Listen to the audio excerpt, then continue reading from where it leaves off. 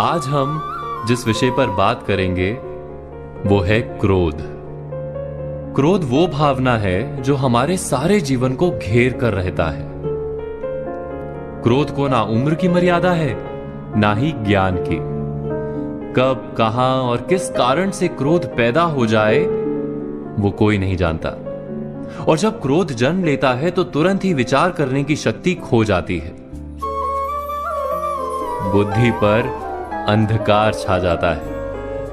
वर्षों के संबंध पल भर में टूट जाते हैं। सारा जीवन बिखर जाता है। किसी भी कारागार में जाकर देखिए, अधिकतर अपराधी क्षण भर के क्रोध का दंड भोगते हुए दिखाई देंगे, पर फिर भी हम क्रोध पर अंकुश नहीं लगा पाते। बार बार हम क्रोध ना करने का प्रण तो लेते हैं, पर बार बार हमसे क्रोध हो जाता है। ये क्रोध वास्तव में क्या है, क्यों जन्मता है और क्यों अंकुश में नहीं रहता? उदाहरण के लिए आप एक बालक को देखिए। उसे किसी वस्तु की इच्छा होती है और उस समय अगर उसे वो नहीं मिलती या कोई उसे भयभीत करता है तो वो प्रतिक्रिया देता है।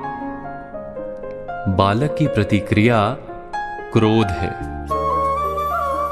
क्योंकि बालक निर्बल है, निसहाय है। बालक अपनों से बड़ों को अपने वजूद का एहसास, अपने अस्तित्व की प्रतीति करवाने का प्रयास करता है क्रोध के माध्यम से। बड़े होने पर भी हम क्या ऐसा ही नहीं करते? क्या क्रोध हमारे भीतर बैठे बालक का प्रतिभाव नहीं? अर्थात क्या क्रोध वास्तव में केवल बालक जैसे व्यवहार का नाम नहीं?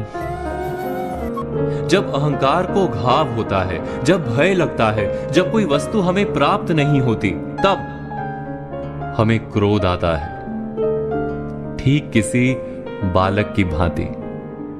हम जानते हैं कि आईने के सामने खड़े होकर मुंह बनाने का खेल बालकों को शोभा देता है, बड़ों को शोभा नहीं देता। फिर भी हम बालक की भांति क्रोध करना बंद नहीं करते। हम अनुभव से जानते हैं, दूसरों को देखकर बता सकते हैं कि क्रोध से कभी कुछ प्राप्त नहीं होता।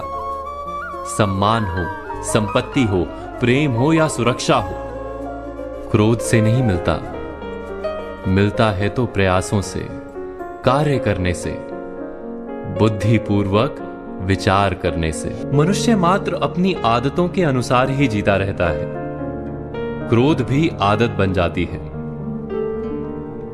हमारे चाहते हुए भी हम अपने प्रतिभावों को रोक नहीं पाते। हम स्वयं को बड़े या पुख्ता मानते हैं, पर थोड़ा सा कारण मिलते ही हमारे भीतर का बालक क्रोध कर बैठता है। अर्थात क्रोध वास्तव में और कुछ भी नहीं, हमारी बालक बुद्धि का नाम है। जैसे ही हम इतना स्मरण में रखें कि हम बालक नहीं, बालक जैसा व्यवहार हमें शोभा नहीं देता, वैसे ही क्रोध स्वयं ही बंद हो जाता है। क्या ये सत्य नहीं?